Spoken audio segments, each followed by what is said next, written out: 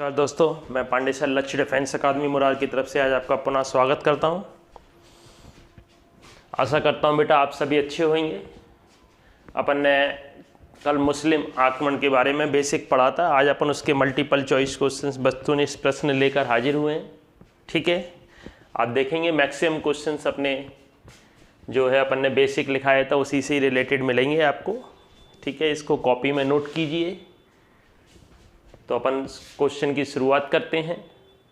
सबसे first question है, पहला क्वेश्चन है, भारत पर प्रथम सफल आक्रमण किस मुस्लिमकारी ने किया था?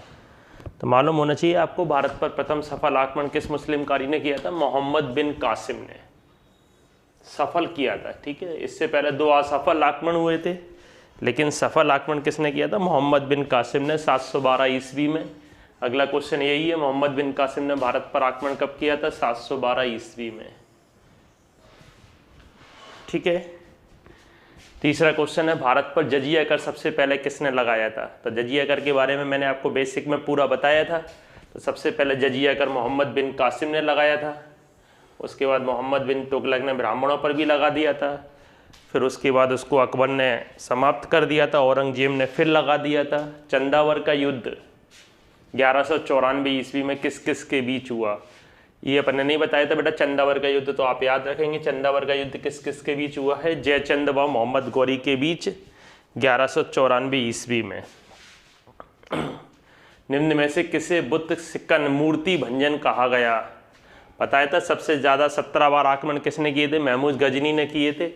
और उसने 1025 ईस्वी में सोमनाथ मंदिर पर जो आक्रमण था उसने लूटा था और मूर्तियों को तोड़ा था। ठीक है, इसलिए इसको क्या कहा गया? मूर्ति भंजक कहा गया। ठीक है, इस क्वेश्चन बेटा, महमूद गजनबी ने भारत पर कुल कितने आक्रमण किए थे? मालूम होना चाहिए। भारत पर कुल कितने आक्रमण किए थे? 17 आक्रमण किए थे।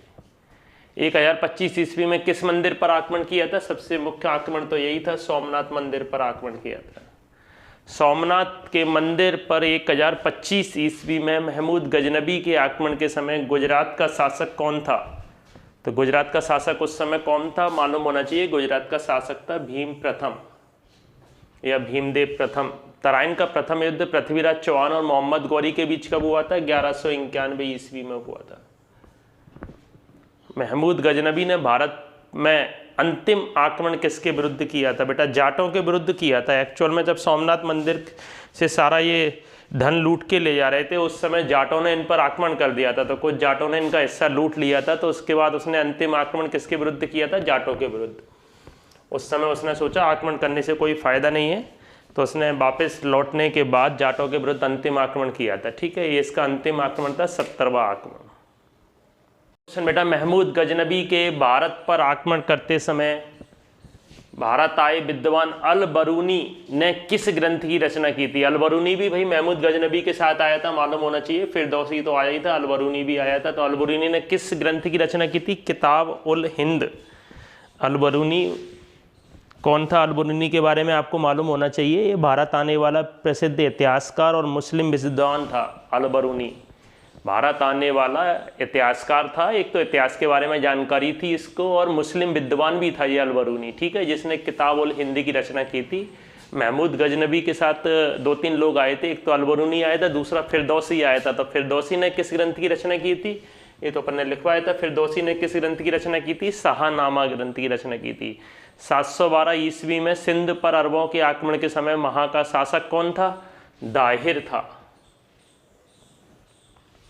मोहम्मद बिन कासिम ने किसे जजिया कर से मुक्त रखा था? जैनों को, ब्राह्मणों को, बौद्धों को। आपको मालूम होना चाहिए 5 लोगों को इसने मुक्त रखा था। ब्राह्मणों को, बच्चों को, ठीक है, बूढ़ों को, औरतों को, इनको और विकलांगों को मुक्त रखा था। लेकिन इसके बाद जो आया था मोहम्मद बिन तुगलक, उसने ब्राह्मणों पर भी जजिया कर लगा दिया था। ये अपन ने बेसिक में बताया था। भारत पर प्रथम तुर्क आक्रमणकारी कौन था?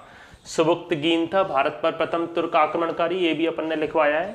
भारत पर प्रथम तुर्क आक्रमणकारी कौन था? सुबुक्तगीन। क्वेश्चन बेटा, अरब द्वारा सिंध पर आक्रमण का पता किस ग्रंथ से चलता है? ये भी नया क्वेश्चन से। आपको चाचनामा ग्रंथ है एक, उससे पता लगता है अरब द्वारा सिंध पर आक्रमण का। दिरहम सिक्के किसने चलवाए थे? मोहम्मद बिन कासिम ने दिरहम नाम के सिक्के चलवाए थे। ये भी मालूम होना चाहिए आपको। 1192 ईस्वी में तराइन के द्वितीय युद्ध में किसकी विजय हुई थी? पृथ्वीराज चौहान हारा था और मोहम्मद गौरी जीता था। मोहम्मद गौरी ने पृथ्वीराज चौहान को कैद कर लिया था। किस मुस्लिम शासक के सिक्कों पर देवी लक्ष्मी की आकृति बनी हुई है? ये भी इंपॉर्टेंट क्वेश्चन है। मोहम्मद गौरी के शासक पर जो सिक्के हैं मोहम्मद गौरी के शासन के समय में, उस पर किसकी वो बनी हुई है, आकृति बनी हुई है? देवी लक्ष्मी की आकृति बनी हुई है। अलप्तगीन ने अपनी राजधानी किसे बनाया था? अलप्तगीन ने अपनी राजधानी बेटा गजनी को बनाया था। ठीक है, तो बेटा अपन ने आज इसके मल्टीपल चॉइस क्वेश्चंस देखे मुस्लिम आक्रमणकारियों के। आशा करता हूँ बेटा आपको सभी को ये अच्छे लगे होंगे। ठीक है, इसको कॉपी में नोट कीजिए। इस बात का विश्वास रखिए कि क्वेश्चन इससे बाहर नहीं जाएगा। अपन ने इतने क्वेश्चन की प्रैक्टिस कर रहे हैं, इससे बाहर नहीं जाएगा। ठीक है, मोस्ट इंपॉर्टेंट क्वेश्चंस अपन लेकर हाजिर हुए हैं। तो आज के लिए इतना ही बेटा, आप कॉपी में नोट कीजिए इसको। ठीक है, और याद कीजिए और खुश रहिए, है ना, स्वस्थ रहिए। जय हिंद, जय भारत।